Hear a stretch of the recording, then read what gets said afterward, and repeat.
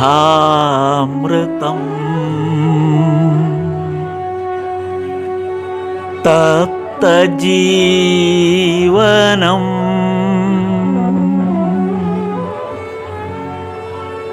കവിഭിരീഡിതം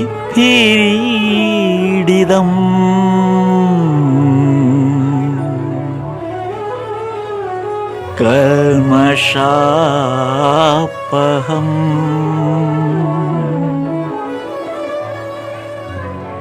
ശ്രവണമംഗളം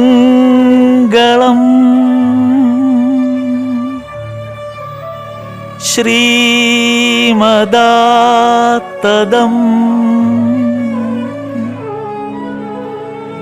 ഭുവി ഗൃണന്തി തേ ഭുരിത ജനാഃ ഭുവി ഗൃണന്തി തേ ഭുരിത ജനാഃ.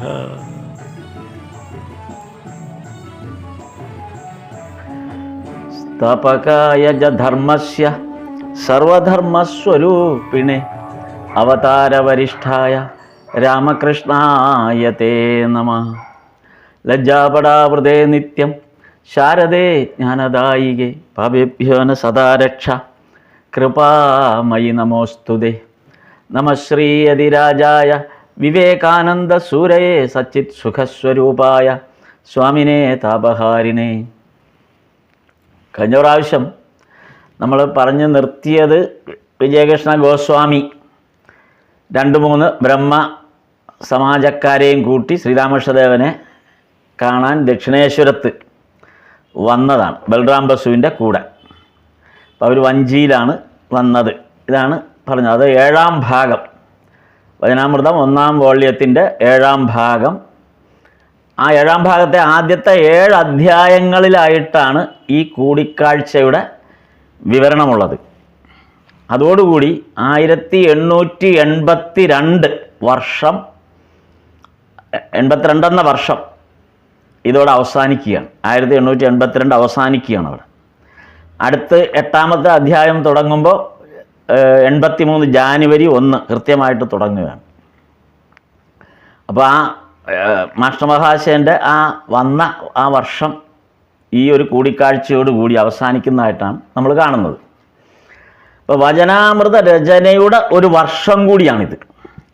ആ കുറിപ്പുകൾ മാസ്റ്റർ മഹാശയൻ ആ കുറിപ്പുകൾ എടുക്കുന്നതിൻ്റെ അല്ലെങ്കിൽ മാസ്റ്റർ മഹാശയൻ്റെ സന്ദർശനത്തിൻ്റെ ഒരു വർഷം കൂടിയാണ് നമ്മളിവിടെ ഈ ഒരു സന്ദർഭത്തിൽ കാണുന്നത്, ഇവിടെ പൂർത്തിയായി കാണുന്നത്. അതായത് 1882 ഫെബ്രുവരി 26 ആരംഭിച്ചിട്ട് ഇപ്പോൾ ഡിസംബർ 14, അതാണ് 7ാം ഭാഗത്തെ വിജയകൃഷ്ണ ഗോസ്വാമി വരുന്നത് ഡിസംബർ 14. അപ്പോൾ ഏതാണ്ട് ഒരു വർഷം. ആ പിന്നെ ആ മാസത്തെ വേറെ സന്ദർശനത്തിൻ്റെ കാര്യമൊന്നും പറയാത്തത് കൊണ്ടും പിന്നെ അടുത്ത ജനുവരി 1 പറയുന്നത് കൊണ്ടും അപ്പോൾ ആ വർഷം 82 പൂർത്തിയാവുകയാണ്. ആ കൂടിക്കാഴ്ച ഭഗവാനുമായിട്ടുള്ള. അപ്പോൾ ഒരു വർഷം കൃത്യമായിട്ട് പൂർത്തിയാകുന്നു. അപ്പോൾ ഒരു വർഷം എന്ന് പറയുമ്പോൾ അപ്പോൾ ഏതാണ്ട് ഇതിൻ്റെ ഒരു കണക്ക് നോക്കിയാൽ നമുക്ക് മനസ്സിലാകുന്നത് ഒരു ഉദ്ദേശം 20, അതായത് ഒരു വർഷം എന്ന് പറയുമ്പോൾ ആ ഒരു വർഷത്തിനിടയിൽ, അതായത് ഫെബ്രുവരി മുതൽ ഈ ഡിസംബർ വരെയുള്ള ആ മാസക്കാലത്തെ കണക്കെടുത്താൽ 23 പ്രാവശ്യം മാത്രമേ മാസ്റ്റർ മഹാശയൻ ഭഗവാനെ കണ്ടിട്ടുള്ളൂ, സന്ദർശനം നടത്തിയിട്ടുള്ളൂ. ഒരു വർഷത്തിനിടയിൽ 23 പ്രാവശ്യം, അതായത് 24 ദിവസം, 23 പ്രാവശ്യം 24 ദിവസം. കാരണം ഇതിനിടയിൽ ഒരു ദിവസം രാത്രി അവിടെ കിടന്നുറങ്ങി, എന്നിട്ട് അടുത്ത ദിവസം വീണ്ടും അവിടെ തന്നെ. അപ്പോൾ ദിവസത്തിൻ്റെ കണക്കെടുത്താൽ 24 ദിവസവും, എണ്ണം എടുത്താൽ 23 പ്രാവശ്യവും ആണ് മാസ്റ്റർ മഹാശയൻ ഈ ഒരു വർഷത്തിനിടയിൽ ഭഗവാന്റെ അടുത്ത് ദക്ഷിണേശ്വരത്ത് വന്നിട്ടുള്ളൂ. ദക്ഷിണേശ്വരത്ത് മാത്രമല്ല, പൊതുവെ ആ ഒരു ആദ്യ കൂടിക്കാഴ്ചയ്ക്ക് ശേഷം 24 ദിവസം മാത്രം. അപ്പോൾ ഭഗവാനുമായിട്ടുള്ള കൂടിക്കാഴ്ച ഉണ്ടായി എന്നാണ്. അപ്പോൾ ഈ ഇത്രയും ദിവസങ്ങളിൽ മാത്രമായിരിക്കും ഭഗവാനുമായിട്ടുള്ളൊരു കൂടിക്കാഴ്ച ഉണ്ടായിരിക്കാൻ സാധ്യത എന്ന് വേണം നമ്മൾ അനുമാനിക്കാൻ. അല്ലെങ്കിൽ മറ്റ് സന്ദർഭങ്ങളൊന്നും അത്ര തൻ്റെ ഡയറി കുറിപ്പിൽ സൂചിപ്പിക്കത്തക്ക രീതിയിലൊന്നും സംഭവിച്ചു കാണാൻ വഴിയില്ല. ഇപ്പം മാസ്റ്റർ മഹാശയൻ അത് കുറിച്ചു വെച്ചത് ഇത്രയും. അപ്പം മിക്കവാറും അത്രയും ദിവസമേ ഉണ്ടാകാൻ സാധ്യതയുള്ളൂ. കാരണം ഭഗവാനുമായിട്ടുള്ള എല്ലാ കൂടിക്കാഴ്ചകളും മാസ്റ്റർ മഹാശയൻ ഓർത്തെടുത്ത് കുറിപ്പ് വെക്കുന്നുണ്ട്. അപ്പം ആ സ്ഥിതിക്ക് ഇത്രയും മാത്രം രേഖപ്പെടുത്തിയ സ്ഥിതിക്ക് അത്രയും കാണാൻ വഴിയുള്ളൂ എന്ന് വിചാരിക്കാം. അപ്പം ആദ്യ സന്ദർശനത്തിന് ശേഷം 10 മാസം കൊണ്ടാണ്, 10 മാസം ആണ് ഈ 24 ദിവസത്തെ 10 മാസത്തിനിടയിലുള്ള ആ സന്ദർശനം 24 ദിവസമാണ് നമുക്ക് ഭഗവത് സാമീപ്യത്തിൻ്റെ സന്ദർഭങ്ങൾ ഇപ്പോൾ നമുക്ക് അറിയാനുള്ള ഇടയുണ്ടായത്. ഈ 24 ദിവസത്തെ കാര്യങ്ങളാണ് നമുക്ക് അറിയാനിടയുണ്ടായത്. അപ്പോൾ ഈ ഇത്രയും ദിവസം കൊണ്ട്, അതായത് ആ ഒരു 10 മാസം കൊണ്ട് ശ്രീരാമകൃഷ്ണദേവനെ മാസ്റ്റർ മഹാശയൻ സന്ദർശിച്ച 10 മാസം കൊണ്ട് എന്താണ് സംഭവിച്ചത് എന്ന് എടുത്തു ചോദിച്ചാൽ, ബ്രഹ്മസമാജത്തിൻ്റെ പരിസമാപ്തി കുറിക്കുകയായിരുന്നു ഈ 10 മാസം. അതായിരുന്നു പ്രധാനമായിട്ടും നമുക്ക് കാണാൻ പറ്റുന്ന ഈ 10 മാസത്തിനിടയിൽ 82 അവസാനിക്കുമ്പോൾ മനസ്സിലാക്കാവുന്ന ഒരു കാര്യം, ബ്രഹ്മസമാജത്തിൻ്റെ പരിസമാപ്തിയാണ് കുറിക്കപ്പെട്ടത്. അപ്പോൾ ആലോചിച്ച് നോക്കണം, ഈ വചനാമൃത രചനയുടെ ഒരു ടൈമിംഗ് ആണ് ഇവിടെ നമ്മൾ ശ്രദ്ധിക്കേണ്ട ഒരു കാര്യം. നോക്കൂ, ആ ടൈമിംഗ് എത്ര, അതായത് മാസ്റ്റർ മഹാശയൻ അഥവാ മഹേന്ദ്രനാഥ ഗുപ്ത വന്നു ചേർന്ന സമയത്തിൻ്റെ പ്രത്യേകതയാണ് നമ്മളിവിടെ ശ്രദ്ധിക്കേണ്ടത്. ആ വന്ന് അദ്ദേഹം കുറിപ്പെടുത്ത് തുടങ്ങി 10 മാസം കൊണ്ട് അവതാര ലക്ഷ്യത്തിലെ ആദ്യ ഘട്ടം പൂർത്തിയാക്കുകയാണ്. അപ്പോൾ എത്ര കൃത്യമായിട്ടാണ് തൻ്റെ ആ ഗോസ്പൽ റെക്കോർഡ് ചെയ്യാനുള്ള ആൾ വരേണ്ട സമയത്തെ ക്ലിപ്തപ്പെടുത്തിയത് ഭഗവാൻ. എത്ര കൃത്യമായിട്ടാണ് ക്ലിപ്തപ്പെടുത്തിയത്. അതാണ്. അപ്പോൾ അതിവിടെ മനസ്സിലാക്കേണ്ട ഒരു കാര്യം, 1828 ആഗസ്റ്റ് 20 ആരംഭിച്ച ബ്രഹ്മസമാജമാണ് അരനൂറ്റാണ്ട് പിന്നിട്ട്, കൃത്യമായി പറഞ്ഞാൽ 55 വർഷം. 828 ആഗസ്റ്റ് 20 രാജാ റാംമോഹൻ റായ് സ്ഥാപിച്ച ബ്രഹ്മസമാജം 55 വർഷം പൂർത്തിയാവുകയാണ്. ഈ പറഞ്ഞ ഡേറ്റ്, നമ്മൾ ഈ പറഞ്ഞ വചനാമൃതത്തിലെ ഈ 7ാം ഭാഗത്തിൽ വരുന്ന ഡേറ്റ് 1882 ഡിസംബർ ആവുമ്പോഴേക്കും ഏതാണ്ട് 55 വർഷം. 55 വർഷം. അപ്പോൾ അത് യഥാർത്ഥത്തിൽ ഇപ്പോൾ അത് ആലോചിക്കുമ്പോൾ, അങ്ങനെ വായിച്ചു വരുമ്പോൾ നമ്മൾ ഈ ഡേറ്റ് കണക്ട് ചെയ്ത് ആലോചിക്കുമ്പോൾ പലപ്പോഴും വെറുതെ ഇങ്ങനെ തോന്നിയിട്ടുണ്ട്, മാസ്റ്റർ മഹാശയൻ കുറെ കൂടി നേരത്തെ വന്നിരുന്നുവെങ്കിൽ, അല്ലെങ്കിൽ നേരത്തെ തന്നെ ഇതുപോലൊരു കുറിപ്പ് എഴുതപ്പെട്ടിരുന്നുവെങ്കിൽ എന്ന് വെറുതെ ആലോചിച്ചു പോയി. അങ്ങനെയും കൂടെ എഴുതിയിരുന്നെങ്കിൽ എന്തായിരിക്കും നമുക്ക് ലഭ്യമാകാവുന്ന ആ വചനാമൃതത്തിൻ്റെ ആ വ്യാപ്തി എത്രത്തോളം ആയിരുന്നിരിക്കുമെന്ന് വെറുതെ ഇങ്ങനെ ആലോചിച്ചു. പക്ഷേ പിന്നീടത് നമ്മൾ ഈ വചനാമൃത വായിക്കുകയും മനനം ചെയ്യുകയും ഭഗവാന്റെ ആ കാലഘട്ടത്തെ മനസ്സിരുത്തി പഠിക്കുകയും ചെയ്യുമ്പോൾ ഒരു കാര്യം മനസ്സിലായി, അതിൻ്റെ ആവശ്യം ഉണ്ടായിരുന്നില്ല. അതായത് 82 മുമ്പ് കുറിപ്പുകൾ എടുക്കേണ്ട ആവശ്യമേ ഇല്ല. കൃത്യസമയം മുതലാണ് ആ കുറിപ്പുകൾ 4 വർഷത്തേക്ക് എടുത്തത്. അത് സമ്പൂർണമായത്. അതാണ് യഥാർത്ഥത്തിൽ ഭഗവാന്റെ അവതാര മഹിമയുടെ, അല്ലെങ്കിൽ ആ അവതാരത്തിൻ്റെ ക്ലൈമാക്സ് സീനാണ് ആ കാണുന്നത്. ആ 4 വർഷം ആ ക്ലൈമാക്സിലാണ് കൃത്യമായി അത് രേഖപ്പെടുത്താൻ ആളെത്തിയത്. അപ്പം എത്ര കൃത്യമായിട്ടാണ് ഭഗവാൻ ഓരോന്ന് നമുക്ക് വേണ്ടി, അല്ലെങ്കിൽ ലോകത്തിന് വേണ്ടി എത്ര കൃത്യമായ പ്ലാനിങ് ആണ് ഇതിൻ്റെ പിന്നിൽ ഉണ്ടായിരുന്നിരിക്കുക എന്ന് തോന്നിപ്പോയി. എന്നിട്ട്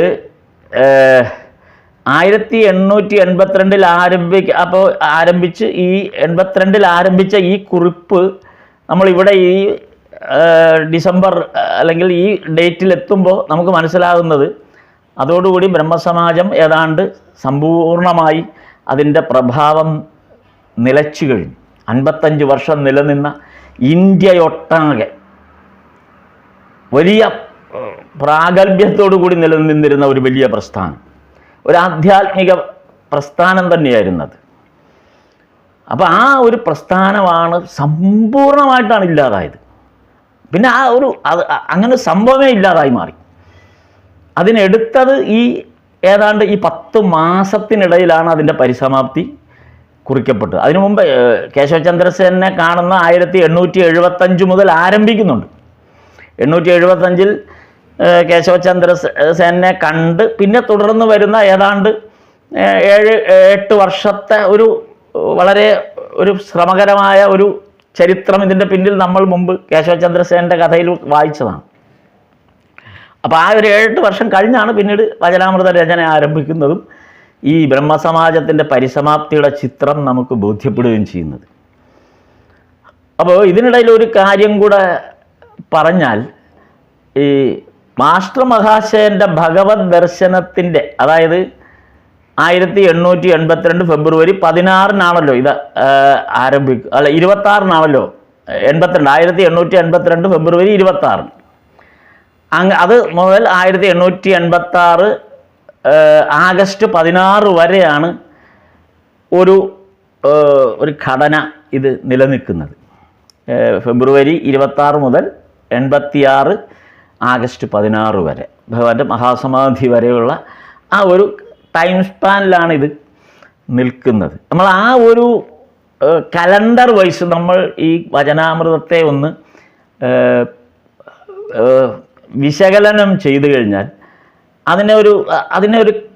അതായത് അതൊരു കലണ്ടർ രൂപത്തിൽ, ഒറ്റ നോട്ടത്തിൽ നമുക്കിത് ഈ കലണ്ടർ രൂപത്തിൽ ഈ 4 വർഷത്തെ ഭഗവാന്റെ ആ അവതാര മഹിമയുടെ പ്രധാന പോയിൻറ്റ്സ് ഒരു കലണ്ടർ രൂപത്തിൽ നമ്മൾ ഒന്ന് കാണാൻ ശ്രമിച്ചാൽ അതിരസകരമാണ്.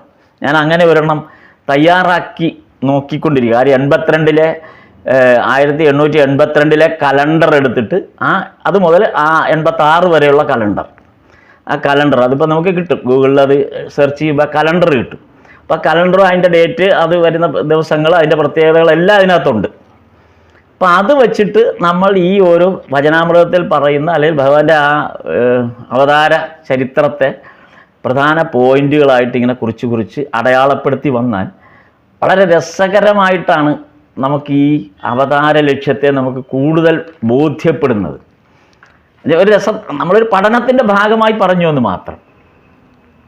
പിന്നെ ഈ വിജയനുമായി ഉണ്ടായ ഈ കൂടിക്കാഴ്ച, അതായത് ഈ നമ്മളിപ്പോൾ പറയുന്ന 7ാം ഭാഗത്തിൽ വരുന്ന ഈ വിജയകൃഷ്ണ ഗോസ്വാമി ദക്ഷിണേശ്വരത്ത് വന്ന് ഭഗവാനെ കാണുന്ന ഈ കൂടിക്കാഴ്ച, ഈ കൂടിക്കാഴ്ചയുടെ അനന്തര ഫലങ്ങൾ എന്തെല്ലാമായിരുന്നു എന്ന് അറിഞ്ഞ ശേഷം, അതായത് ഇതിൻ്റെ അനന്തരഫലം എന്തായിരുന്നു, ഈ കൂടിക്കാഴ്ചയുടെ അനന്തരഫലം എന്തായിരുന്നു, അതാണ് 1883 ജനുവരിയിലെ കുറിപ്പുകളിലേക്ക് പോകുന്നത്. അവിടെ മുതലാണ് 1883 ജനുവരി 1 എന്ന് തുടങ്ങുന്ന കുറിപ്പ് ആരംഭിക്കുന്നത്. ഇതിന് ശേഷം വരുന്ന അനന്തര ഫലത്തെ കുറെ കൂടെ വ്യക്തമായി സൂചിപ്പിച്ചുകൊണ്ടാണ്. അപ്പോൾ ഈ 1883 ജനുവരി 1 തിങ്കളാഴ്ച എന്നുള്ള ആ ഡയറി കുറിപ്പ് മാസ്റ്റർ മഹാശയൻ എഴുതുമ്പോൾ അതിനകത്ത് പ്രത്യേകം ഒരു വരി നമ്മൾ ശ്രദ്ധിക്കേണ്ടത്, അല്ലെങ്കിൽ നമ്മുടെ ശ്രദ്ധയിൽപ്പെടുന്ന ഒരു വരി എന്തെന്ന് വെച്ചാൽ, അന്തരംഗ ഭക്തന്മാർ പലരും വന്നു കഴിഞ്ഞു എന്ന് അതിനകത്ത് എഴുതിയിട്ടുണ്ട്. അപ്പോൾ ഭഗവാന്റെ ഒരു ആർമി അല്ലേ, ഭഗവാന്റെ ആധ്യാത്മിക സൈന്യം ഏതാണ്ട് സമ്പൂർണ്ണമാകുകയാണ്. 1883 ആയപ്പോഴേക്കും അതിൻ്റെ ആ സൈന്യം സമ്പൂർണ്ണമാകുന്നു എന്നുള്ള തരത്തിൽ, അതായത് നമ്മളിവിടെ മനസ്സിലാക്കുന്നത് ബ്രഹ്മസമാജം പോലെയുള്ള അതിഗംഭീരമായ ഒരു സംഘടന അതിൻ്റെ സമ്പൂർണമായും അത് ഇല്ലാതാവുകയും ഭഗവാന്റെ ആ ആധ്യാത്മിക ആർമി ഉദയം ചെയ്യുകയും ചെയ്യുന്നു. ഇതാണ് 83 നമ്മൾ കാണുന്ന ഒരു ചിത്രം. അതിൻ്റെ പരിശീലനമാണ് അടുത്ത 83, 84, 85, 86 വരെയുള്ള ആ വർഷം എന്ന് പറയുന്നത് പുതിയ ആ ഭഗവാന്റെ യുഗത്തിൻ്റെ പരിശീലനം ആരംഭിക്കുന്നതും കൂടിയാണ് എന്ന് നമുക്ക് ഈ ഭാഗത്തുനിന്ന് നമുക്ക് മനസ്സിലാക്കാം. അപ്പോൾ യഥാർത്ഥത്തിൽ കേശവചന്ദ്രസേൻ ഈ സന്ദർഭത്തിൽ കേശവചന്ദ്രസേനൻ ഏതാണ്ട് വല്ലാത്ത ഒരു രോഗാവസ്ഥയിലേക്കൊക്കെ പ്രവേശിച്ചു കഴിഞ്ഞു എന്ന് നമുക്ക് മനസ്സിലാവും. അപ്പം കേശവന് ശ്രീരാമകൃഷ്ണദേവനോടുള്ള ഭക്തിയും വിശ്വാസവും എത്രമാത്രമായിരുന്നു എന്ന് വിവരണാതീതമാണ്. കാരണം ബ്രഹ്മസമാജത്തിൻ്റെ അവസാനത്തെ ഏറ്റവും പ്രഗത്ഭനായ നേതാവായിരുന്നു കേശവചന്ദ്രസേനൻ എന്ന് നമ്മൾ കണ്ടു. ആ കേശവചന്ദ്രസേനന് ശ്രീരാമകൃഷ്ണദേവനോടുള്ള ഭക്തിയും വിശ്വാസവും എത്രമാത്രമായിരുന്നു എന്ന് നമുക്ക് വാക്കുകൾ കൊണ്ട് വിവരിക്കാൻ പറ്റില്ല. അതാ ഭഗവാന്റെ ജീവചരിത്രത്തിലൂടെ കടന്നു വരുമ്പോൾ നമ്മൾ അനുഭവിക്കുന്ന ഒരു തലമാണത്. അദ്ദേഹം ശ്രീരാമകൃഷ്ണദേവന്റെ കാൽക്കൽ വീണ് നമസ്കരിച്ചുകൊണ്ടാണ് സ്വന്തം സംഘടനയായ നവവിധാന സമാജത്തെ ആ കാൽക്കൽ അർപ്പിക്കുന്നത്. അതായത് അവസാന ഘട്ടമായപ്പോൾ കൂച്ച് ബിഹാർ സംഭവങ്ങൾക്കൊക്കെ ശേഷം ബ്രഹ്മസമാജം അവസാനമായി രണ്ടാകുമ്പോൾ സാധാരണ ബ്രഹ്മസമാജവും കേശവചന്ദ്രസേനൻ്റെ ബ്രഹ്മസമാജവും രണ്ടായി പിരിയുന്ന ശേഷം കേശവചന്ദ്രസേനൻ്റെ ബ്രഹ്മസമാജമായ നവവിധാൻ ബ്രഹ്മസമാജത്തെ ഭഗവാന്റെ കാൽക്കൽ വന്ന് നമസ്കരിച്ച് സമർപ്പിക്കുകയായിരുന്നു കേശവചന്ദ്രസേനൻ. അതാണ് അവസാനം കേശവചന്ദ്രസേനിലുണ്ടാകുന്ന ഒരു പരിവർത്തനത്തിൻ്റെ ഒരു ചിത്രം അതാണ്. എന്നിട്ട് ഈ കാൽക്കൽ നമസ്കരിച്ചുകൊണ്ട് ഈ നവവിധാൻ ബ്രഹ്മസമാജത്തെ കാൽക്കൽ നമസ്കരിച്ചുകൊണ്ട് കേശവചന്ദ്രസേനൻ ഉറക്കെ പറയുന്നത് ആ പറയുന്ന വാക്കിൽ നിന്ന് നമുക്കത് മനസ്സിലാവും. അതായത് ജയ് നവവിധാനത്തിന് ജയ് എന്നാണ് പറയുന്നത്. ഭഗവാന്റെ കാൽക്കലാണ് നമസ്കരിക്കുന്നത്. കേശവചന്ദ്രസേനൻ പറയുന്നത് ജയ് നവവിധാനത്തിന് ജയ് എന്നാണ്. അതാണ് ആ സംഘടനയെ കാൽക്കൽ അർപ്പിക്കുന്നത്. നോക്കൂ, ബ്രഹ്മസമാജം പോലുള്ള അല്ലെങ്കിൽ കേശവചന്ദ്രസേനൻ്റെ നേതൃത്വത്തിലുള്ള ഒരു സംഘടനയുടെ ആ സംഘടനയെ ഭഗവാന്റെ കാൽക്കൽ കൊണ്ട് സമർപ്പിക്കുകയായിരുന്നു. ഇപ്പം 75-നും 82-നും ഇടയിൽ ഉണ്ടായ ആ വലിയ പരിവർത്തനത്തിൽ ഒന്ന് ഈ ഭഗവാന്റെ കാൽക്കൽ കൊണ്ടുപോയി കേശവചന്ദ്രസേനൻ അത് സമർപ്പിക്കുന്നു എന്നുള്ളതാണ്. അതാണ് ആ ചരിത്രം രേഖപ്പെടുത്തുന്ന ഒരു നിമിഷം. നിർഭാഗ്യവശാൽ നമ്മളിപ്പോൾ വചനാമൃതത്തിൽ കണ്ട പോലെ 1883 വർഷം മാത്രമാണ്, 83 എന്ന വർഷത്തിൽ മാത്രമാണ് ആ വർഷം കൂടെ മാത്രമേ കേശവചന്ദ്രസേനൻ്റെ ആയുസ് ഉണ്ടായിരുന്നുള്ളൂ. അതായത് ഈ പറഞ്ഞ ഘട്ടം കഴിഞ്ഞിട്ട് 83 തുടങ്ങുമ്പോൾ ആ 83-ൽ ഒരു കഷ്ടിച്ച്, അതായത് 84 ജനുവരിയിൽ കേശവചന്ദ്രസേനൻ മരണമടഞ്ഞു. അപ്പോൾ 83 ജനുവരിയിലേക്കാണ് നമ്മൾ ഈ 7-ാം ഭാഗത്തെ ഈ ഭാഗം നമ്മുടെ വിജയകൃഷ്ണ ഗോസ്വാമിയുള്ള കൂടിക്കാഴ്ചയ്ക്ക് ശേഷം 83 പിറക്കുന്നു. ആ 83 ഒരു വർഷം മാത്രമേ പിന്നീട് കേശവചന്ദ്രസേനൻ ജീവിച്ചിരുന്നുള്ളൂ. 84 ജനുവരി ആയപ്പോഴേക്കും കേശവചന്ദ്രസേനും മരണമടഞ്ഞു. അപ്പം അതാണ് അതിനകത്ത് വന്ന ആ പുതിയ നവവിധാൻ ബ്രഹ്മസമാജത്തെ കാൽക്കൽ സമർപ്പിച്ചുകൊണ്ട് അവസാനത്തെ ഒരു വർഷം സംഭവിച്ച ആ ഒരു മാറ്റം അതാണ്. അതിന് ഒരുപാട് പ്രതികരണങ്ങൾ ഉണ്ടാകുന്നുണ്ട്, പിന്നീട് നമുക്കത് കാണാം. ആ കേശവചന്ദ്രസേനൻ്റെ ആ ഒരു നടപടിക്രമത്തിനുണ്ടായ പ്രതികരണങ്ങൾ എത്രമാത്രം ആയിരുന്നു എന്നുള്ളത് പിന്നീട് കാണുന്നുണ്ട്. അപ്പം കേശവനുമായി അഭിപ്രായ വ്യത്യാസം വന്ന് പിരിഞ്ഞവർ ആണ് സാധാരണ ബ്രഹ്മസമാജമായി ആരംഭിച്ച് അതിൻ്റെ ആചാര്യന്മാരായിരുന്ന വിജയകൃഷ്ണ ഗോസ്വാമിയും ശിവനാഥ ശാസ്ത്രിയും. അതാണ് നമ്മൾ ഇപ്പോൾ ഈ വിജയകൃഷ്ണ ഗോസ്വാമിയുടെ അവസാന ഭാഗം കാണുമ്പോൾ നമ്മൾ മനസ്സിലാക്കുമ്പോൾ സാധാരണ ബ്രഹ്മസമാജം കേശവചന്ദ്രസേനിൽ നിന്ന് വേറിട്ട് വന്ന സാധാരണ ബ്രഹ്മസമാജത്തിൽ ഈ വിജയകൃഷ്ണ ഗോസ്വാമി ആചാര്യ പദവിയിൽ ശമ്പളത്തിനിരിക്കുന്ന അവസ്ഥയിലാണ് കാണുന്നത്. ആ സന്ദർഭത്തിലാണ് ഇപ്പോൾ ഈ 7-ാം ഭാഗത്തിൽ ദക്ഷിണേശ്വരത്ത് വന്ന് ശ്രീരാമകൃഷ്ണദേവനെ കാണുന്ന ഒരു രംഗം അരങ്ങേറുന്ന ഈ ഒരു സന്ദർഭത്തിൽ. ഇതാണ് അതിൻ്റെ ബാക്ക്ഗ്രൗണ്ട് എന്ന് പറഞ്ഞേ ഉള്ളൂ. ഇപ്പോൾ നമ്മൾ കാണുന്നത് ആ വിജയൻ്റെ അവസ്ഥയാണ്. നമുക്ക് സാധാരണ കേശവചന്ദ്രസേനൻ തൻ്റെ ബ്രഹ്മസമാജത്തെ, അതായത് നവവിധാൻ ബ്രഹ്മസമാജത്തെ ഭഗവാന്റെ കാൽക്കൽ കൊണ്ട് സമർപ്പിച്ചു പോയി. ഇപ്പോൾ നമ്മൾ കാണുന്നത്, അത് കഴിഞ്ഞ് സാധാരണ ബ്രഹ്മസമാജം ഉണ്ടായെങ്കിലും സംഭവിച്ചത് ഇപ്പോൾ നമ്മൾ കാണുന്നത് അതിൻ്റെ ആചാര്യനായി മാറിയ വിജയകൃഷ്ണ ഗോസ്വാമിയുടെ ഇപ്പോഴത്തെ അവസ്ഥയാണ്. സാധാരണ ബ്രഹ്മസമാജത്തിൻ്റെ ആചാര്യനായിരിക്കെ ശ്രീരാമകൃഷ്ണനാൽ ആകൃഷ്ടനായി. നമ്മൾ ഇതുവരെ വായിച്ചതിൽ പറയുമ്പോൾ ഭഗവാൻ നിർദ്ദേശിച്ച സാധനാക്രമം സ്വീകരിക്കാൻ തയ്യാറായിക്കൊണ്ട്, അതായിരുന്നു പ്രത്യേകത. വിജയകൃഷ്ണ ഗോസ്വാമിയിലുണ്ടായ മാറ്റം അതാണ്. സാധാരണ ബ്രഹ്മസമാജത്തിൻ്റെ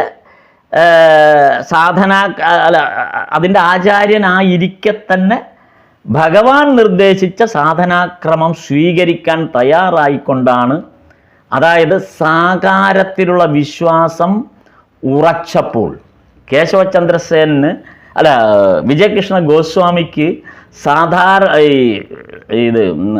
നമ്മുടെ ഭഗവാൻ പറഞ്ഞ പോലെ സാകാരത്തിലുള്ള വിശ്വാസം ഉറപ്പിക്കപ്പെട്ടു മനസ്സിൽ. അത് ബ്രഹ്മസമാജത്തിൻ്റെ ആരാധനാക്രമത്തിന് വിരുദ്ധമായിരുന്നു. വിജയകൃഷ്ണ ഗോസ്വാമി എന്ന ആചാര്യൻ സ്വീകരിച്ച നടപടി, അതുകൊണ്ടാണ് ശിവനാഥ ശാസ്ത്രികൾ പിന്നെ അങ്ങോട്ട് വരാഞ്ഞത് ദക്ഷിണേശ്വരത്തേക്ക്. മറ്റൊരാചാര്യൻ അദ്ദേഹം ഇങ്ങോട്ട് വന്നേയില്ല, പിന്നെ ഈ പേടിച്ചിട്ടാണ്. പക്ഷെ ഇവിടെ വിജയകൃഷ്ണ ഗോസ്വാമി അത് ഭഗവാന്റെ ആ സാധനാക്രമത്തെ സ്വീകരിക്കുകയും സാകാരത്തിലുള്ള വിശ്വാസത്തെ സ്വയം ഉറപ്പിക്കുകയും ചെയ്തു. അങ്ങനെ ബ്രഹ്മസമാജത്തിൻ്റെ ആരാധനാക്രമത്തിന് വിരുദ്ധമായി മാറുകയാണ് വിജയകൃഷ്ണ ഗോസ്വാമിയുടെ അവസ്ഥ. അതുകൊണ്ട് തന്നെ ബ്രഹ്മസമാജത്തിൽ നിന്ന് അദ്ദേഹത്തിന് പുറത്തു പോകേണ്ടി വന്നു. അദ്ദേഹം അങ്ങനെ പുറത്താക്കപ്പെട്ടു. ബ്രഹ്മസമാജത്തിൽ നിന്ന് വീണ്ടും പുറത്താക്കപ്പെട്ടു വിജയകൃഷ്ണ ഗോസ്വാമി. അതോടെ ഉപജീവന മാർഗം നഷ്ടമായി വിജയകൃഷ്ണ ഗോസ്വാമിക്ക്. കടുത്ത ദാരിദ്ര്യം അനുഭവിക്കേണ്ടി വന്നു. ഈ സന്ദർശനം, നമ്മളിപ്പോൾ കണ്ട 7-ാം ഭാഗത്തിൻ്റെ ആ സന്ദർശന സമയത്ത് സുദീർഘമായി ആ 7-ാം ഭാഗത്തിലെ ആദ്യത്തെ 7 അധ്യായത്തിൽ ഇവർ തമ്മിലുണ്ടായിരുന്ന ആ സംഭാഷണം വായിച്ച ശേഷം ആണ് നമ്മളിത് മനസ്സിലാക്കേണ്ടത്. അതാണ് ഇനി പറയുന്ന ഈ സന്ദർഭത്തിൻ്റെ അവസ്ഥ. വിജയകൃഷ്ണ ഗോസ്വാമി പിന്നീട് എന്തായിത്തീർന്നു, ഈ സംഭാഷണത്തിന് ശേഷം വിജയകൃഷ്ണ ഗോസ്വാമി എന്തായിത്തീർന്നു എന്നുള്ളതാണ് ഇവിടെ സംഭവിക്കുന്നത്. സുദീർഘമായ ഒരു ആധ്യാത്മിക ചർച്ചയാണ് അവിടെ ഭഗവാനുമായിട്ട് വിജയകൃഷ്ണ ഗോസ്വാമി ഈ 7-ാം ഭാഗത്തെ ആദ്യത്തെ 7 അധ്യായങ്ങളിലൂടെ നടത്തുന്നത്. അങ്ങനെ ബ്രഹ്മസമാജത്തിൽ നിന്നും പുറത്തായി വരുമാനം നഷ്ടപ്പെട്ട് കടുത്ത ദാരിദ്ര്യം അനുഭവിക്കേണ്ടി വന്നു. അപ്പം ഇതേക്കുറിച്ചിട്ട് ശ്രീരാമകൃഷ്ണ ലീലാമൃതത്തിൽ ശാരദാനന്ദ സ്വാമികൾ എഴുതിയിരിക്കുന്ന ഒരു ഭാഗമുണ്ട്. അത് മാർക്ക് ചെയ്തതെന്ന് ഞാൻ വായിക്കാം. ഉപജീവനം നഷ്ടപ്പെട്ട് കുറച്ചു കാലത്തോളം ദാരിദ്ര്യം അനുഭവിക്കേണ്ടി വരികയും ചെയ്തു. പക്ഷേ അതൊന്നും അദ്ദേഹത്തെ തളർത്തിയില്ല.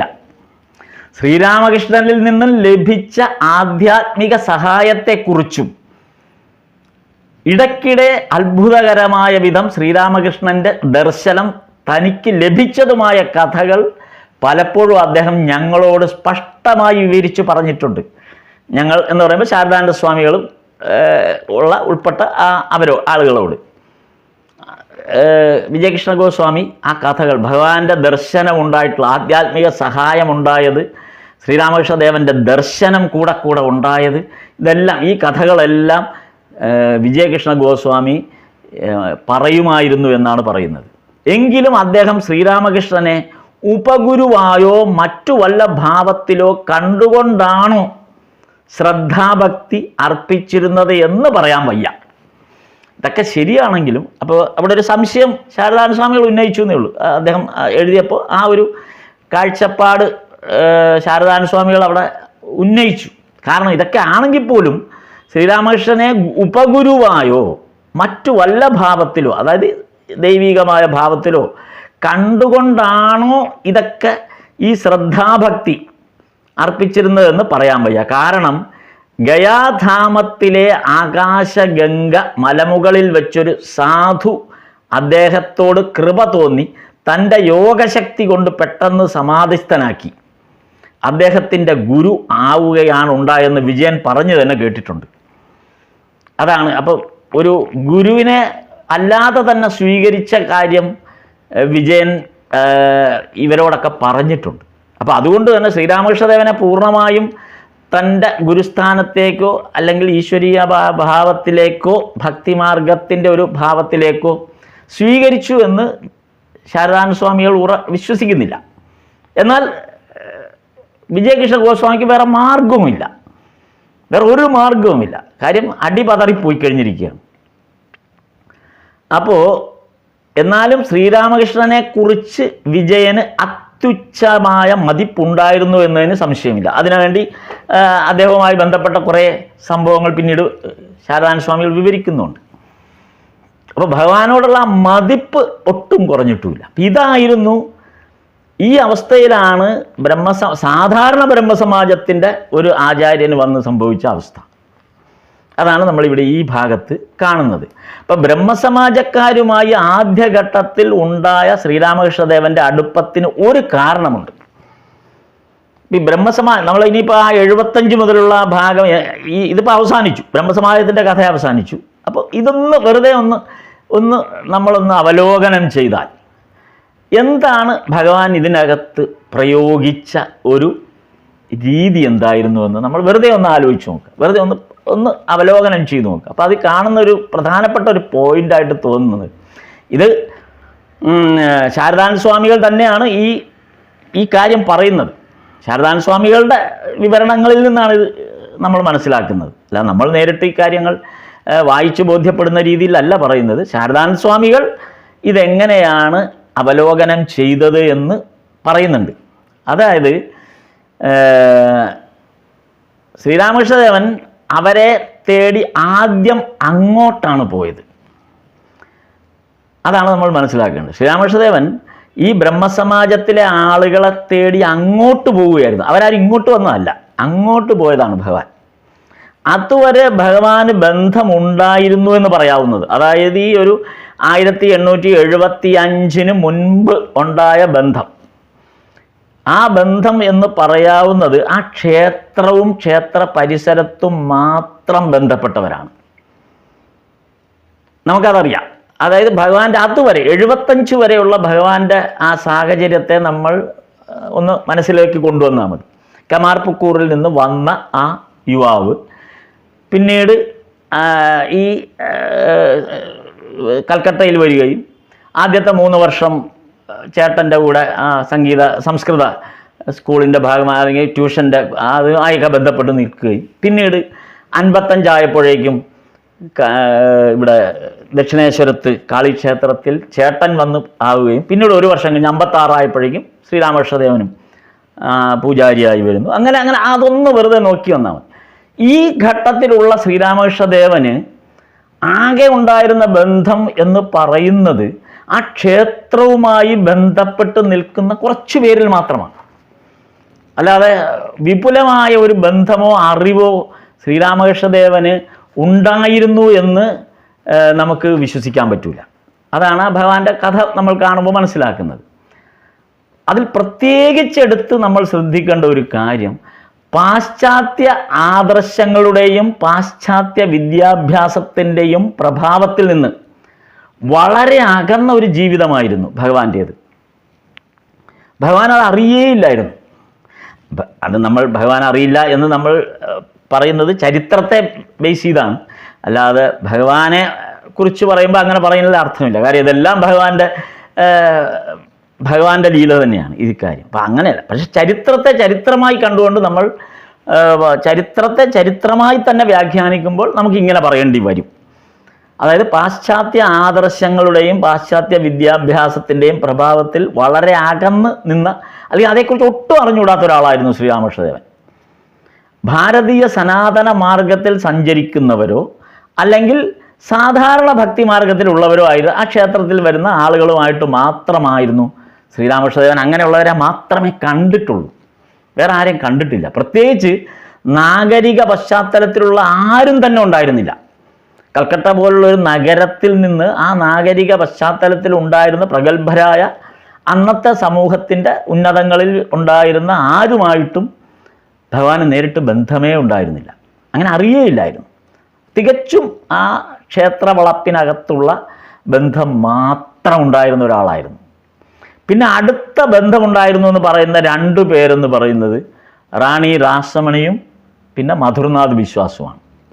ഇവർ 2 പേരുമാണ്. പിന്നെ ഇതല്ലാതെ ഈ ക്ഷേത്രത്തിലെ ബന്ധപ്പെട്ട ഭക്തന്മാരോ അല്ലെങ്കിൽ മറ്റാളുകളോ കൂടാതെ അടുത്ത് ബന്ധമുള്ള അല്പം ഉയർന്ന തലത്തിലുള്ള സാമൂഹിക വ്യവസ്ഥതയിൽ അന്നത്തെ കാലത്ത് ഏറ്റവും ഉയർന്ന തലത്തിൽ നിൽക്കുന്ന വ്യക്തികളുമായിട്ടുള്ള എന്ത് ബന്ധം എന്ന് ചോദിച്ചാൽ 2 പേരുമായിട്ടാണ്. അതൊന്ന് രാസമണിയാണ്, മറ്റൊന്ന് അവരുടെ ജാമാതാവായ മധുർനാഥ് വിശ്വാസുമാണ്. ഈ 2 പേരുമായിട്ടാണ്. എന്നാൽ അവരെ സംബന്ധിച്ച് എന്ത് സംഭവിച്ചു? അവരാകട്ടെ ക്ഷേത്രാധികാരികൾ എന്ന നിലയിലാണ് ഭഗവാന്റെ അടുത്തുണ്ടായിരുന്നത്. അവർ ആ ക്ഷേത്രത്തിൻ്റെ അധികാരികൾ എന്നുള്ള നിലയിലായിരുന്നു. മധുർനാഥ് വിശ്വാസ് പാശ്ചാത്യ ആദർശങ്ങളിൽ ബന്ധപ്പെട്ട വ്യക്തിയായിരുന്നു. അതാണ് ഒരു പ്രത്യേകത.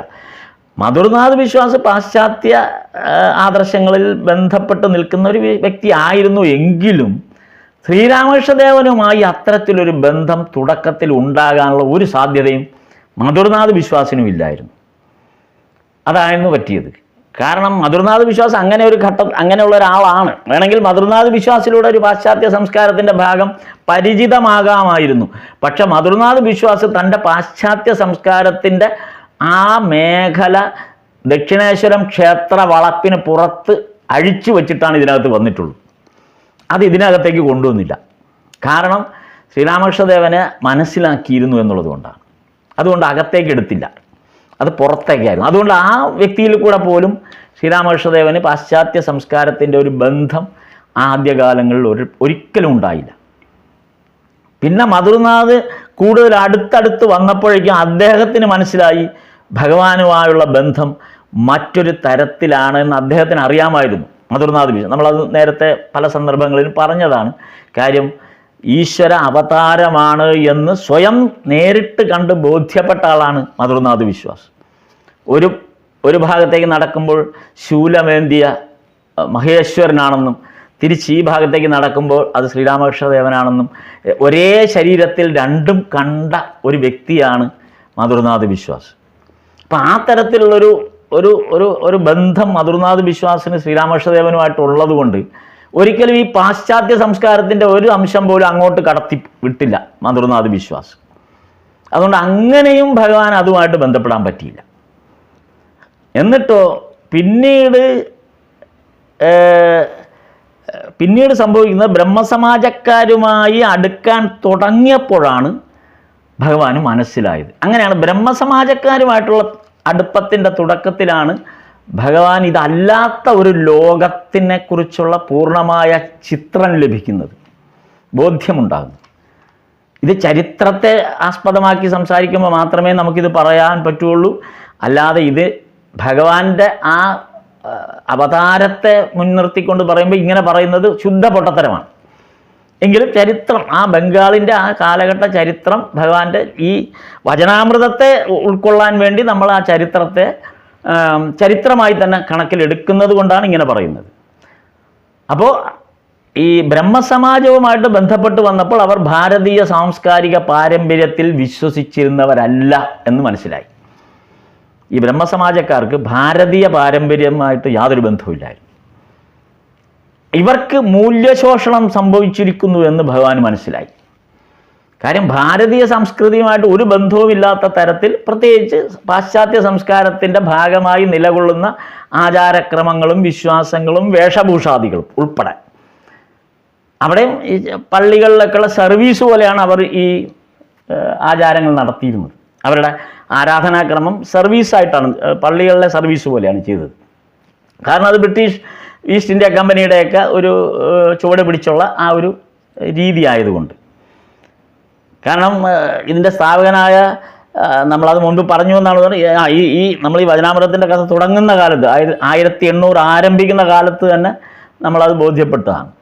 കാരണം വിദേശികൾ ഇവിടെ വന്നിട്ട് അവരുടെ മതപരമായ ഒരു സ്വാധീനത്തിൻ്റെ പേരിലാണ് ഈ സംസ്കൃതിയെ മാറ്റിമറിച്ചത്. അതിലേക്കാണ് നമ്മുടെ രാജാറാം മോഹൻ റായ് ചെന്ന് വീഴുന്നത്, അതിനകത്തേക്കാണ്. എന്നിട്ടാണ് പിന്നെ അതിനകത്തൊരു റീഫർമേഷൻ ഉണ്ടാകുന്ന തരത്തിൽ ബ്രഹ്മസമാജമൊക്കെ രൂപീകരിച്ചെങ്കിലും രീതി മുഴുവൻ സായിപ്പിൻ്റെതായി. അതായിരുന്നു ഈ കടന്നു വന്നത്. അതാണ് ഭഗവാൻ ഇപ്പോൾ മനസ്സിലായത്. ഭാരതീയ സംസ്കാര പാരമ്പര്യത്തിൽ വിശ്വാസം അർപ്പിച്ചവരല്ലെന്നും അവർക്ക് മൂല്യശോഷണം സംഭവിച്ചിരിക്കുന്നുവെന്നും ഭഗവാന് ബോധ്യമായി. അതിന് കാരണം അന്വേഷിച്ചുള്ള ഭഗവാന്റെ തുടർന്നുണ്ടായ നീക്കങ്ങളാണ് പാശ്ചാത്യ വിദ്യാഭ്യാസവും ആചരണവും വർത്തമാനകാലത്തെ ഭാരതീയ ജീവിതത്തിൽ എന്തെന്ത് വിപരീത ആശയങ്ങളാണ് തിരികെ കയറ്റിയതെന്ന് മനസ്സിലാക്കിയത്.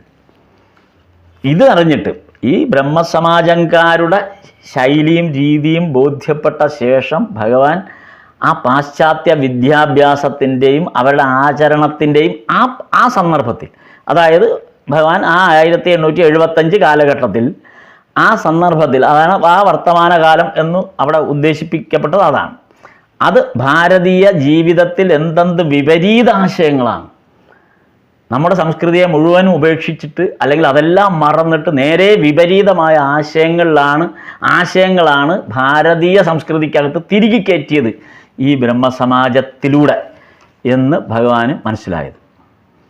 എന്നാൽ അവരോട് ഒറ്റയടിക്ക് കാര്യങ്ങൾ പറഞ്ഞ് ബോധ്യപ്പെടുത്താൻ കഴിയില്ലെന്ന് ഭഗവാന് മനസ്സിലായി. ഇത് ഇത്രയും ഇതായിട്ട് പറയാൻ കാരണം, നമ്മൾ വചനാമൃതത്തിൻ്റെ 1882 ഡിസംബറിൽ വന്ന് നിൽക്കുന്ന ഈ ഘട്ടത്തിൽ വായിക്കുമ്പോൾ അതുവരെ ആ 82 എത്തി നിൽക്കുന്ന സാഹചര്യത്തിൽ ഭഗവാന്റെ ഇടപെടലിൻ്റെ ഒരു വലിയ ചിത്രമാണ് ഈ കാണുന്നത്. എന്നിട്ട് വേണം 83 ജനുവരിയിലേക്ക് നമുക്ക് പ്രവേശിക്കേണ്ടി വരിക. അപ്പോൾ 82 വരെ ഉണ്ടായതിൻ്റെ ഒരു വലിയ ഇടപെടലിൻ്റെ ഒരു പൂർണ്ണ ചിത്രമാണ് മനസ്സിലാക്കിക്കൊണ്ടാണ് നമ്മൾ 83 എന്നുള്ള ഭാഗത്തേക്ക്, ആ തീയതിയിലെ ആ കുറിപ്പുകളിലേക്ക് പ്രവേശിക്കേണ്ടത് എന്നുള്ളത് കൊണ്ടാണ് ഞാൻ ഈ ഭാഗം പറഞ്ഞത്. ശാരദാനന്ദ സ്വാമികൾ ലീലാമൃതത്തിൽ ഇത് സംബന്ധിച്ച് നൽകുന്ന ഒരു വിവരണമുണ്ട്. ഈ ഒരു സന്ദർഭത്തിൽ ശാരദാനന്ദ സ്വാമികൾ നൽകുന്ന ഒരു വിവരണമുണ്ട്. ഞാനതൊന്ന് ആ ഭാഗം വെറുതെ ഒന്ന് വായിക്കാം. ചെറിയൊരു ഭാഗം മാത്രം, അതൊരു സുദീർഘമായ ഭാഗമാണ്, എന്നാൽ അതിൻ്റെ ഒരു പ്രസക്തമായൊരു ഭാഗം മാത്രം വായിക്കാം. തൻ്റെ സജീവവും പ്രത്യക്ഷാനുഭൂതി സമ്പന്നവുമായ ആധ്യാത്മിക ആശയാദർശങ്ങളുമായി പരിചയപ്പെട്ടാൽ താമസം കൂടാതെ അവയെല്ലാം അപ്പടി അങ്ങ് കേശവൻ മുതലായ ബ്രഹ്മസമാജക്കാർ അംഗീകരിക്കും എന്നാണ് ശ്രീരാമകൃഷ്ണൻ ആദ്യം കരുതിയിരുന്നത്. അങ്ങനെയാണ് ആദ്യം കരുതിയത്. എന്താണ്? തൻ്റെ സജീവവും പ്രത്യക്ഷാനുഭൂതി സമ്പന്നവുമായ ആധ്യാത്മിക ആദർശങ്ങളുമായി പരിചയപ്പെട്ടാൽ, അങ്ങനെ ഇവരെ പരിചയപ്പെടുത്തിയാൽ, അതുമായിട്ട് ഇവരെ ബന്ധപ്പെടുത്തിയാൽ ആദ്യം ഈ ബ്രഹ്മസമാജക്കാർ കേശവൻ ഉൾപ്പെടെയുള്ളവർ ഇത് അംഗീകരിക്കുമെന്നാണ് ശ്രീരാമകൃഷ്ണദേവൻ ആദ്യം കരുതിയിരുന്നത് എന്ന് ശാരദാനന്ദ സ്വാമികൾ പറയുകയാണ്. അത് ശാരദാനന്ദ സ്വാമികളുടെ നിരീക്ഷണമാണ്. എന്നാൽ ഒന്നിനു പിറകെ മറ്റൊന്നായി ആളുകൾ നീങ്ങിത്തുടങ്ങി. അവർ അദ്ദേഹവുമായി ഉറ്റ സമ്പർക്കത്തിലായി. എന്നിട്ടും പാശ്ചാത്യ വിദ്യാഭ്യാസത്തിൻ്റെ പ്രഭാവം ഉപേക്ഷിച്ച് അദ്ദേഹത്തിൻ്റെ ആധ്യാത്മികങ്ങളായ പ്രത്യക്ഷാനുഭൂതികളെ സമ്പൂർണ്ണമായിട്ട് വിശ്വസിക്കുവാൻ അവർക്ക് കഴിഞ്ഞില്ല. ഇവരെല്ലാം നിരന്തരം വരികയും ഭഗവാനുമായിട്ട് ബന്ധപ്പെടുകയും ഭഗവാന്റെ ഓരോ കാര്യങ്ങൾ മനസ്സിലാക്കുകയും ആധ്യാത്മിക സത്സംഗങ്ങളിൽ പങ്കെടുക്കുകയൊക്കെ ചെയ്തിട്ട് പോലും അവർക്ക് പൂർണ്ണമായും പാശ്ചാത്യ വിദ്യാഭ്യാസത്തിൻ്റെ പ്രഭാവം ഉപേക്ഷിക്കാൻ അവർക്ക് കഴിഞ്ഞില്ല. അത് നരേന്ദ്രൻ ഉൾപ്പെടെയുള്ളവരുടെ കാര്യം നമുക്കത് വ്യക്തമായിട്ട് മനസ്സിലാകുന്നുണ്ട്. അപ്പോൾ അവർക്കത് ഉപേക്ഷിക്കാൻ തയ്യാറല്ല, വിശ്വസിക്കാൻ തയ്യാറല്ല. ഭഗവാൻ പറയുന്ന ഒരു ആധ്യാത്മികത വിശ്വസിക്കാൻ അവർക്ക് കഴിഞ്ഞില്ല. അതുകൊണ്ടാണ് ആ പാശ്ചാത്യ പ്രഭാവം അവരുടെ മനസ്സിൽ എത്ര ആഴത്തിൽ വേരോടി കഴിഞ്ഞിരുന്നുവെന്ന് ശ്രീരാമകൃഷ്ണദേവന് മനസ്സിലായത്. അപ്പോഴാണ് ഭഗവാൻ മനസ്സിലാക്കിയത് ഇത് ഇവരുടെ ഉള്ളിൽ അങ്ങ് ആണ്ട് കിടക്കുകയാണ്, അങ്ങ് വേരുറച്ചുപോയി. നോക്കൂ, അതിൽ നിന്നാണ് ആ വേര് അടിയോടെ പിഴുതതാണ് നമ്മൾ ഈ 7ാം ഭാഗം എത്തുമ്പോൾ കാണുന്നത്. വെറും 10 മാസം വചനാമൃത രചനയുടെ 10 മാസത്തെ പഠനം നമ്മെ പഠിപ്പിക്കുന്നതാണ്. അതാണ് ഇതിൻ്റെ രൂക്ഷമായ അതിൻ്റെ ആ വേരെത്ര ആഴത്തിലായിരുന്നു എന്ന് ബോധ്യപ്പെടുന്നതാണ് ഈ ഭാഗം. എങ്കിലേ നമ്മൾ ഇതിൻ്റെ ഭഗവാൻ സ്വീകരിച്ച വലിയൊരു ടാസ്ക് എന്തായിരുന്നു എന്നുള്ളതിൻ്റെ ആഴം നമ്മൾ മനസ്സിലാക്കണമെങ്കിൽ ശാരദാനന്ദ സ്വാമികളുടെ ഈ വിവരണം കൂടെ കൂട്ടിച്ചേർത്ത് വായിക്കുമ്പോഴേ നമുക്ക് മനസ്സിലാവുള്ളൂ. എന്നിട്ടോ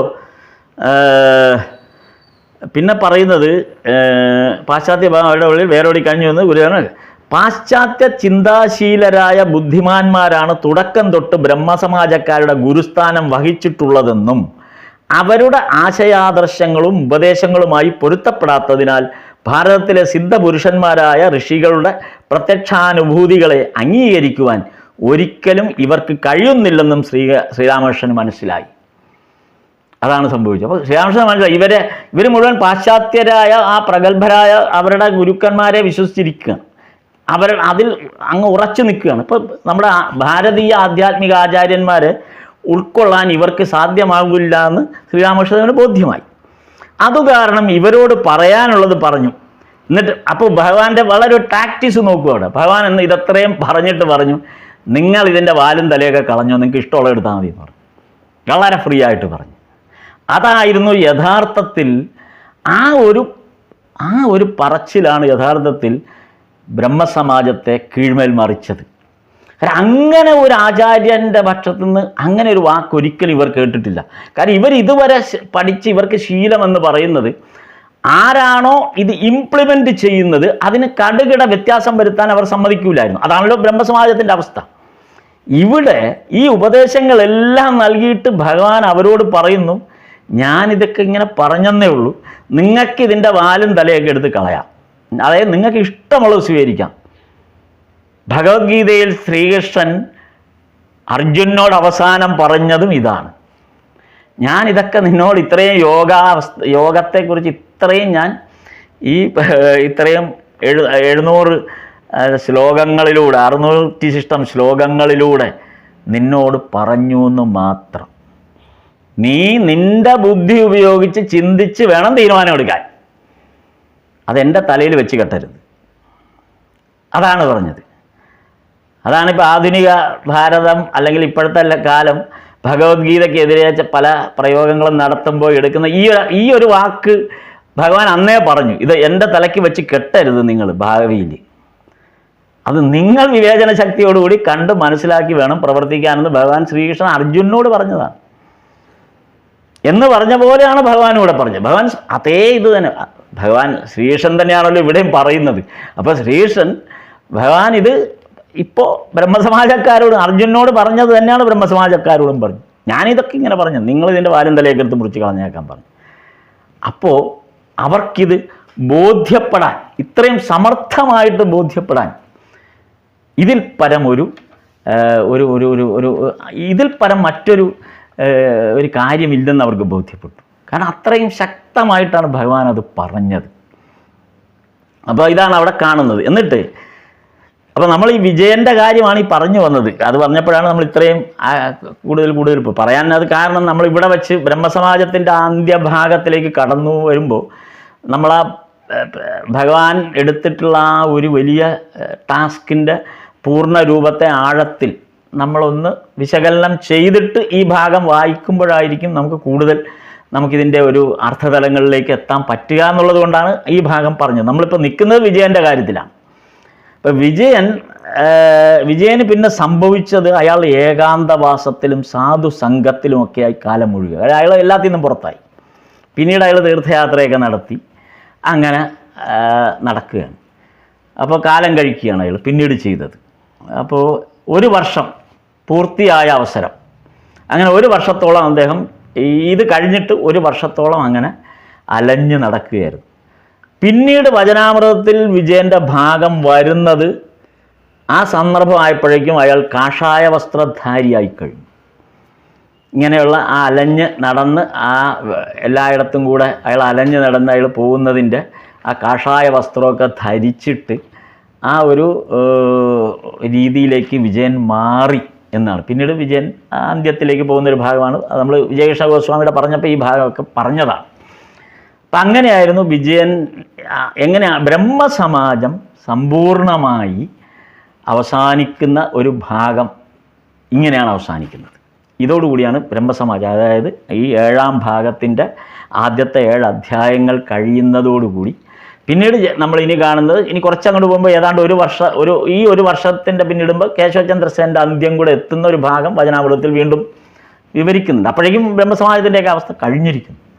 എങ്ങനെയാണ് ഭഗവാനത് ഈ ഇത്രയും വലിയൊരു 55 വർഷം ഭാരതത്തിൻ്റെ ആത്മാവിലും ശരീരത്തിലും ആണ്ട് കിടന്നൊരു വലിയ വടവൃക്ഷത്തെ വേരോടെ പിഴിയെടുത്ത് പിടിക്കണം. പിന്നീട് അത് ഉണ്ടായിട്ടില്ല.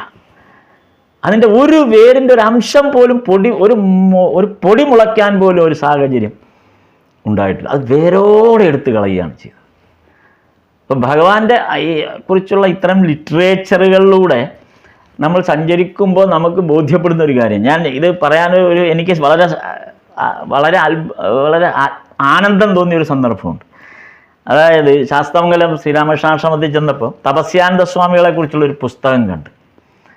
അപ്പോൾ സ്വാമി തപസ്യാനന്ദ ഹൗ വി സീ ഹിം എന്ന് പറയുന്ന തരത്തിലുള്ള ഒരു പുസ്തകം, തപസ്യാനന്ദ സ്വാമിയുടെ ജീവിതത്തെ ആസ്പദമാക്കി പല അഭിപ്രായങ്ങൾ പറഞ്ഞ കാര്യം. അപ്പോൾ അദ്ദേഹത്തിൻ്റെ കൂടെ ദീർഘകാലം അദ്ദേഹത്തോടൊപ്പം അദ്ദേഹത്തെ പരിചരിച്ച് നിന്ന്, അദ്ദേഹം വൈസ് പ്രസിഡൻ്റായിരുന്ന സംഘത്തിൻ്റെ വൈസ് പ്രസിഡൻ്റായിരുന്ന കാലത്ത് അദ്ദേഹത്തോടെ സെക്രട്ടറി ആയിട്ട് കൂടെ നിന്ന ഒരു സന്യാസി അദ്ദേഹത്തെക്കുറിച്ച് പറഞ്ഞ കൂട്ടത്തിൽ പറഞ്ഞ ഒരു കാര്യം, അതായത് 40 വർഷത്തോളം ബേലൂർ മഠത്തിലും മറ്റുമായിട്ടൊക്കെ തപസ്യാനന്ദ സ്വാമികൾ നിരന്തരം സഞ്ചരിച്ചു. അദ്ദേഹം കൂടുതലും മദ്രാസിലാണ് ബേസാക്കിയിരുന്നത്. പക്ഷെ നമുക്കുള്ളൊരു ഭാഗ്യം തിരുവനന്തപുരത്ത് അദ്ദേഹം 10-16 വർഷം ഉണ്ടായിരുന്നു എന്നാണ് തോന്നുന്നത്. അങ്ങനെ ഏതാണ്ട് അത് അത്രയും കാലം. എന്തായാലും നമ്മുടെ ശാസ്താമംഗല ആശ്രമത്തിൻ്റെ ശാസ്താമംഗല ആശുപത്രി സ്ഥാപിച്ചതും ഒക്കെ അങ്ങനെ വരുന്നൊരു വലിയ നമുക്ക് കേരളത്തിന് അങ്ങനെ വലിയൊരു ഗുണം അല്ലെങ്കിൽ വലിയൊരു എന്താ പറയുക ഒരു വരദാനം തപസ്യാനന്ദ സ്വാമിയിൽ നിന്ന് കിട്ടുകയുണ്ടായി. അപ്പോൾ ഈ 40-40 വർഷം അദ്ദേഹം ഈ ബേലൂർ മഠത്തിലുമൊക്കെ ആയിട്ട്, അത് വൈസ് പ്രസിഡൻ്റ് ആയിരിക്കണം എന്നും കൂടെ സന്ദർഭത്തിൽ ഇടയ്ക്കിടയ്ക്ക് കൂടുതൽ മീറ്റിങ്ങിനൊക്കെ ആയിട്ട് നിരന്തരം പോകുമായിരുന്നു. ഇതിൽ അത്ഭുതപ്പെടുത്തിയ ഒരു വാക്ക് ആ കുറിപ്പടിയിൽ ഞാൻ കണ്ടത്, തപസ്യാനന്ദ സ്വാമി ഈ 40 വർഷത്തിനിടയ്ക്ക് ഒരു പ്രാവശ്യം മാത്രമേ ദക്ഷിണേശ്വരത്ത് പോയിട്ടുള്ളൂ. അതാണ് ഒരു വലിയ അത്ഭുതകരമായി തീർന്നത്. ഒരേ ഒരു തവണ ഒരു തവണ എങ്ങാണ്ടാണ് ദക്ഷിണേശ്വരത്തേക്ക് പോയിട്ടുള്ളൂ. അദ്ദേഹം ദക്ഷിണേശ്വരത്ത് പോകാറില്ല. അപ്പോൾ പിന്നീട് ഒരു അസിസ്റ്റൻ്റായിട്ടിരുന്ന സന്യാസിമാരെല്ലാവരും ചോദിച്ചു എന്തുകൊണ്ടാണ്. അപ്പോൾ തപസ്യാനന്ദ സ്വാമി പറഞ്ഞത്, ഞാൻ അങ്ങനെ മാത്രമല്ല, ഞാൻ ഒരു തീർത്ഥാടനത്തിനും പോകാറില്ല, ഒരു തീർത്ഥത്തിലും പോകാറില്ല, ഒരു പ്രത്യേകിച്ചുള്ള ഒരു സ്ഥലത്തേക്കും ഞാൻ സഞ്ചരിക്കാറില്ല. ബേലൂർ മഠത്തിൽ പോകുന്നത് പോലും ഔദ്യോഗികമായ വൈസ് പ്രസിഡന്റ് എന്നുള്ള നിലയിലുള്ള ചടങ്ങുകൾ അതിൻ്റെ ജോലികൾ നിർവഹിക്കുന്നതിന് വേണ്ടി പോകുന്നു എന്ന് മാത്രം, അല്ലാതെ ഞാൻ പോകാറില്ല. മുഴുവൻ സമയവും അദ്ദേഹം പറഞ്ഞത് തൻ്റെ ആയുസ്സിൻ്റെ സമ്പൂർണമായും ഭഗവാന്റെ ലിറ്ററേച്ചറിന് വേണ്ടി സമർപ്പിക്കണമെന്നാണ് ഉദ്ദേശിച്ചത്. ഭഗവാന്റെ ലിറ്ററേച്ചറിന് വേണ്ടിയിട്ട്. അപ്പോൾ ഒരു തീർത്ഥാടനമൊന്നും ഇതിനകത്ത് അതിനുള്ള സമയമില്ല ഈ ആയുസ്സിൽ സമ്പൂർണ്ണമായിട്ട്. അപ്പോൾ തപസ്യാനന്ദ സ്വാമിയെ കാണുന്നവർ എപ്പോഴും കാണുക, ഒന്നുകിൽ അദ്ദേഹം വായിച്ചുകൊണ്ടിരിക്കുന്നതായിരിക്കും അല്ലെങ്കിൽ എഴുതിക്കൊണ്ടിരിക്കുന്നതായിരിക്കും. അദ്ദേഹം നിരവധി പുസ്തകങ്ങൾ നമുക്ക് വേണ്ടി തന്നിട്ടുണ്ട്, എഴുതി പ്രസിദ്ധീകരിക്കപ്പെട്ടിട്ടുണ്ട്. അപ്പോൾ അദ്ദേഹം പറഞ്ഞ ഈ ഒരു സാഹചര്യം, നമ്മൾ ഈ ലിറ്ററേച്ചറിനെ സമീപിക്കും, ഭഗവാനെക്കുറിച്ചുള്ള പുസ്തകങ്ങളെ സമീപിക്കുന്നതിനെക്കുറിച്ച് ഉള്ള ആ ഒരു ഉൾക്കാഴ്ച നമുക്ക് തന്നത്, അത് വായിച്ചപ്പോൾ എനിക്ക് വലിയ ആനന്ദം തോന്നിയത്. കാരണം നമ്മൾ ഭഗവാനിലേക്ക് എത്താൻ നമുക്ക് വേറെ മാർഗങ്ങളില്ല. നമ്മൾ ഭഗവാനെക്കുറിച്ച് പറഞ്ഞവരിലൂടെ, ഭഗവാനെക്കുറിച്ച് എഴുതപ്പെട്ട ആ രേഖകളിലൂടെ, ആ വചനാമൃതത്തിലൂടെ അല്ലെങ്കിൽ ലീലാമൃതത്തിൽ അങ്ങനെ എഴുതപ്പെട്ട എല്ലാ പുസ്തകങ്ങളിലൂടെയും എല്ലാ ലേഖനങ്ങളിലൂടെയും അതിലൂടെയാണ് ഭഗവാൻ നമ്മുടെ മുമ്പിൽ വീണ്ടും വീണ്ടും വീണ്ടും വീണ്ടും സജീവമായൊരു സാന്നിധ്യമായി മാറുന്നത് മുഴുവൻ സമയവും. അപ്പോൾ അതാണ് തപസ്യാനന്ദ സ്വാമിയുടെ അതിൽ ആ പ്രത്യേകം അത് എടുത്തു പറഞ്ഞു തപസ്യാനന്ദ സ്വാമി അത് പറഞ്ഞത്. അപ്പോൾ നമുക്ക് ഏറ്റവും ഭഗവാനെ സാക്ഷാത്കരിക്കാൻ ഇനി നമ്മുടെ മുന്നിലുള്ള ഏക മാർഗം എന്ന് പറയുന്നത് ഈ ഗ്രന്ഥങ്ങളാണ്. ഭാഗവതം എന്ന് പറയുന്ന പോലെ ഭാഗവതമാണ്. ഭക്തനും ഭാഗവതവും പിന്നെ ഭഗവാൻ. അപ്പോൾ ഇനി നമ്മുടെ കയ്യിലുള്ള ഈ ഭാഗവതമാണ്. ഭഗവാന്റെ ആ അവതാര ലീലകളും ആ അവതാരകാലത്തെ വിശേഷങ്ങളും എല്ലാം ഉൾപ്പെടുന്ന ആ ഭാഗവതം. അതിൽ എത്രമാത്രം നമ്മൾ ആഴ്ന്നിറങ്ങുന്നു അതാണ് നമ്മുടെ ജീവിതത്തിൻ്റെ ഒരു മോക്ഷപ്രാപ്തിയുടെ ഏറ്റവും അതായത് ഏറ്റവും ഈസിയസ്റ്റ് വേ, അതാണ് ഏറ്റവും ഈസിയസ്റ്റ് വേ ആണിത്. ദീർഘമായ തപസ്സോ ഒന്നും ആവശ്യമില്ലാതെ ഈ ലിറ്ററേച്ചറിലൂടെ നമ്മൾ എത്രമാത്രം ആഴത്തിൽ സഞ്ചരിക്കുന്നുവോ അതാണ് മോക്ഷപ്രാപ്തിയുടെ ഏറ്റവും ഈസിയസ്റ്റ് വേ എന്ന് ഈ സന്യാസി വര്യന്മാർ പറയുന്ന ചെറിയ ചെറിയ ആ വാക്കുകളിലൂടെയാണ് നമുക്ക്. അതുകൊണ്ട് പരമാവധി അത്തരം ഇതിലേക്ക് വായിക്കാൻ കിട്ടുന്ന അവസരങ്ങളെല്ലാം നമ്മുടെ ഈ സമയം ഒരു നിമിഷം പോലും പാഴാക്കാതെ പൂർണ്ണമായും നമുക്കത് വായിക്കാൻ പറ്റിയാൽ തീർച്ചയായിട്ടും നമ്മൾക്ക് ആ മോക്ഷപ്രാപ്തിക്ക് വേറെ മോക്ഷപ്രാപ്തിക്ക് മറ്റൊന്നും ആവശ്യമില്ല. ഭഗവാൻ ഇതിൻ്റെ തുടക്കത്തിൽ പറഞ്ഞ പോലെ സന്ധ്യാദി കർമ്മങ്ങൾ ഇനി ആവശ്യമില്ല എന്ന് പറയുന്ന ആ ഒരു മാസ്റ്റർ മഹാശയൻ ആദ്യം എഴുതി ആദ്യത്തെ പേജിൽ എഴുതിയ ആദ്യത്തെ ആ വരി, സന്ധ്യാദി കർമ്മങ്ങൾ എന്ന് പറയുന്നതെല്ലാം ഇനി ഇതിൽ ഉൾപ്പെട്ട് കഴിഞ്ഞു. അപ്പം അത്രയും ഒരു മഹാഭാഗ്യത്തിലേക്ക് ഈ വചനാമൃതം നമ്മെ കൊണ്ട് എത്തിക്കുന്നു എന്നുള്ളതിൻ്റെ ഒരു ഉദാഹരണമായി ഞാനത് തപസ്യാൻ സ്വാമി പറഞ്ഞതും അദ്ദേഹം അനുഷ്ഠിച്ചതുമായ ഒരു ജീവിതത്തെ, കാര്യം ദക്ഷിണേശ്വരം പോലും ഉപേക്ഷിച്ചുകൊണ്ടാണ് ഈ ഇതിലേക്ക് ആഴ്ന്നിറങ്ങിയത്. അപ്പം അത്രമാത്രമാണ് അതെല്ലാം ഉൾക്കൊണ്ട് കഴിഞ്ഞു. അപ്പം അതൊരു വലിയ നമ്മുടെ മുമ്പിലും ഇപ്പോഴത് സാധ്യമായി നമ്മുടെ അടുത്തുണ്ടിത്, നമ്മുടെ കയ്യിലുണ്ടിത്. നമ്മുടെ കാഴ്ചയും മനസ്സും നിൽക്കുന്നിടത്തോളം കാലം നമുക്കെല്ലാവർക്കും അതിൽ ആണ്ടിറങ്ങാൻ പറ്റട്ടെ എന്ന് പ്രാർത്ഥിച്ചുകൊണ്ട് സ്ഥാപകായ ധർമ്മസ്യ സർവധർമ്മസ്വരൂപിണേ അവതാരവരിഷ്ഠായ രാമകൃഷ്ണായ തേ നമഃ. നമസ്തേ നമസ്തേ നമസ്തേ നമസ്തേ നമസ്തേ.